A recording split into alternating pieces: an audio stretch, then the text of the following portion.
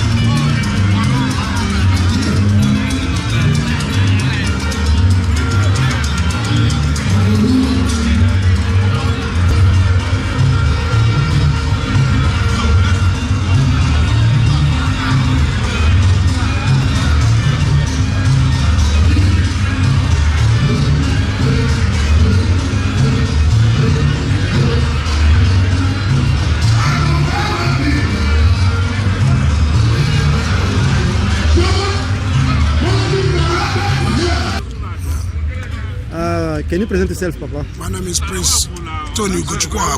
Yes. Yeah. So I'm the son of the king of Nkwere. Okay. Zepiano Orumiri 1 of Olu Senatorial Zone. So tell us your presence here. I'm here to attend the yam cutting Iriji Ndibo Namere. That is why I'm here today. So how did you find the organization? It's not an organization. This is a whole province. Whole province, yeah. This is the way we do it in Nigeria. Yeah. Iriji is something that is one of the tradition of Igbo. So we enjoy ourselves today. And that's the reason why they invite me as the Prince of Nigeria to come here and represent. And that is why I'm here. So are you happy? I'm very, very happy. You can see. You can see. You can see. I'm very happy. So can you greet some people there at home in Nigeria? This is Agiyofo. Yeah. Agiyofo. Agiyofo.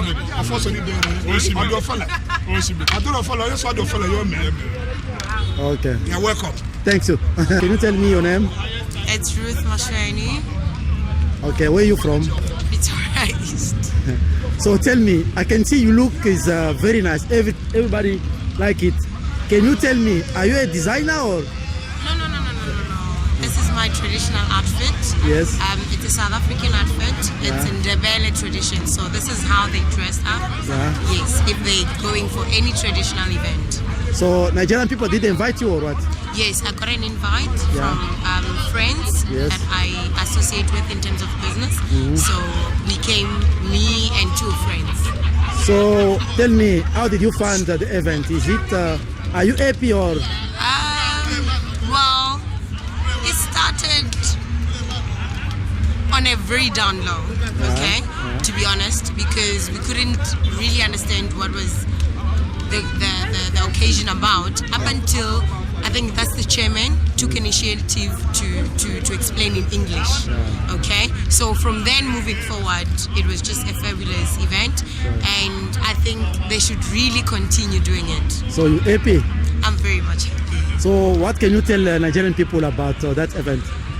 You know, wherever they go, they should not lose touch with their culture, because this also gives them, it dignifies them amongst other cultures. Because if you tend to celebrate your cultures outside of your country, it's a good thing. It's a good thing, and it dignifies you as a person. Okay, we thank you a lot. Thank you very much. Pleasure.